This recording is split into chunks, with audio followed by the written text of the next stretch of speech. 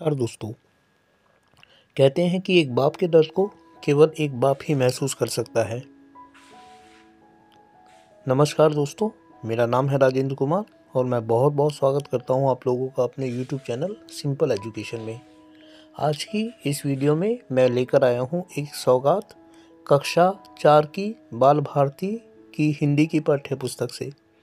इसमें हम आज पढ़ेंगे एक कहानी काबुली वाला, जिसे लिखा है गुरुदेव रविंद्रनाथ टैगोर ने। आइए पढ़ते हैं इस कहानी को शुरू से लेकर अंत तक।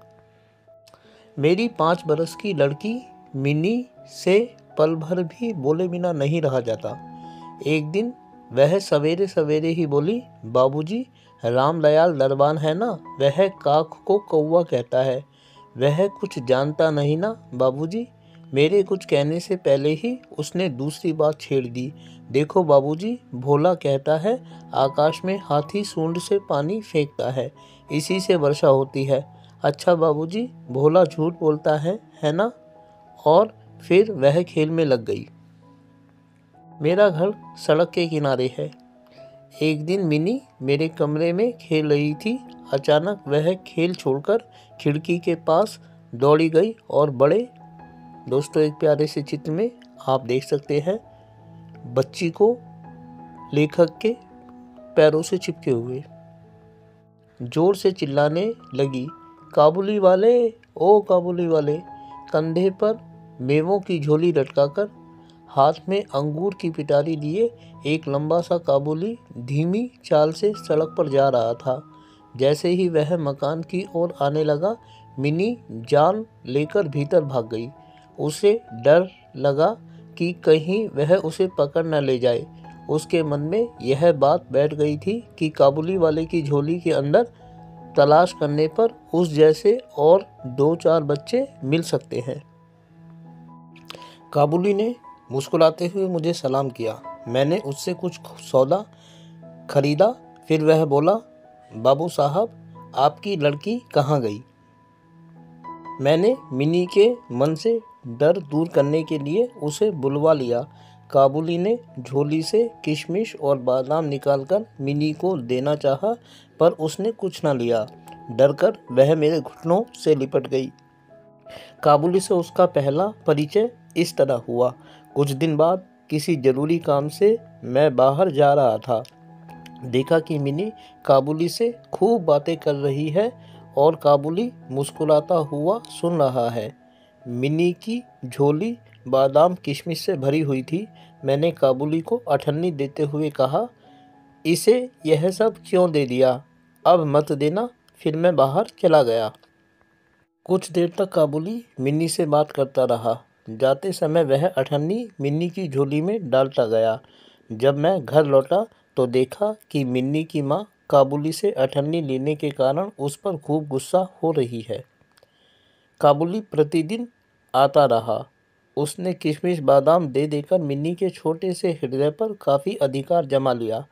दोनों में वहाँ बातें होती और वे खूब हंसते।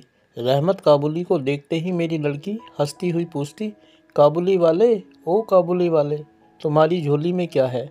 रहमत हंसता हुआ कहता, हाथी। फिर वह मिनी से कहता, तुम ससुराल कब जाओगी? इस पर उल्टे वह रहमत से ही पूछती, तुम ससुराल कब जाओगे?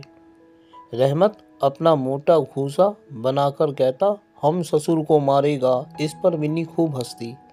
दोस्तों, एक खूबसूरत से चित्र में आप काबुली वाले को और मिनी को बातचीत करते हुए देख सकते हैं। हर साल सर्दियों के अंत में काबुली अपने देश चला जाता। जाने से पहले वह सब लोगों से पैसे वसूल करने में लगा रहता। उसे घर घर घूमना पड़ता, मगर फिर भी प्रतिदिन वह मिनी से एक बार मिल जाता। एक दिन सवेरे मैं अपने कमरे में बैठा कुछ काम कर रहा था। ठीक उसी समय सड़क पर बड़े जोर का शोर सुनाई दिया। देखा तो अपने उस रहमत को 2 सिपाही बांधे लिए जा रहे थे। रहमत के कुर्ते पर खून के दाग हैं और सिपाही के हाथ में खून से सना हुआ छुरा। कुछ सिपाही से और कुछ रहमत के मुंह से सुना कि हमारे पड़ोस में रहने वाले एक आदमी ने रहमत से एक चादर खरीदी, उसके कुछ रुपए उस पर बाकी थे जिन्हें देने से उसने इनकार कर दिया था। बस इसी पर दोनों में बात बिगड़ गई और काबुली ने उसे छुरा मार दिया। इतने में काबुली वाले कहती हुई मिन्नी घर से निकल आई। रहमत का चेहरा क्षण भर के लिए खिल उठा। मिन्नी ने आते ही पूछा, तुम ससुराल जाओगे? रहमत ने हंसकर कहा, हाँ वहीं तो जा रहा हूँ। रहमत को लगा कि मिन्नी उसके उत्तर से प्रसन्न नहीं हुई। तब उसने गुस्सा दिखाकर कहा, ससुर को मारता पर क्या करूं, हाथ बंधे हुए हैं। छुरा चलाने के अपराध में रहमत को कई सालों की सजा हुई। दोस्तों, खूबसूरत से चित्र में आप देख सकते हैं कि मिनी ऊपर से काबुली वाले को आवाज़ दे रही है और पुलिस वाले काबुली वाले को पकड़कर ले जा रहे हैं अपने साथ। काबुली का ख्याल धीरे धीरे मन से बिल्कुल उतर गया और मिनी भी उसे भूल गई। कई साल बीत गए। आज मेरी मिनी का विवाह है। लोग आ जा रहे हैं। मैं अपने कमरे में बैठा हुआ खर्च का हिसाब लिख रहा था। इतने में रहमत सलाम करके एक और खड़ा हो गया। पहले तो मैं उसे पहचान ही ना सका। उसके पास ना तो झोली थी और ना चेहरे पर पहले जैसी खुशी। अंत में उसकी ओर ध्यान से देखकर पहचाना कि यह रहमत है। मैंने पूछा, क्यों रहमत, कब आए? कल ही शाम को जेल से छूटा हूँ, उसने बताया। मैंने उससे कहा, आज हमारे घर में एक ज़रूरी काम है, मैं उसमें लगा हुआ हूँ, आज तुम जाओ फिर आना। वह उदास होकर जाने लगा। दरवाजे के पास रुककर बोला, जरा बच्ची को नहीं देख सकता? शायद उसे यही विश्वास था कि मिन्नी अब भी वैसी ही बच्ची बनी है। वह अब भी पहले की तरह काबुली वाले चिल्लाती हुई दौड़ी चली आएगी। उन दिनों की उस पुरानी हंसी और बातचीत में किसी तरह की रुकावट न होगी। मैंने कहा, आज घर में बहुत काम है, आज उससे मिलना न हो सकेगा। वह कुछ उदास हो गया और सलाम करके दरवाजे से बाहर निकला।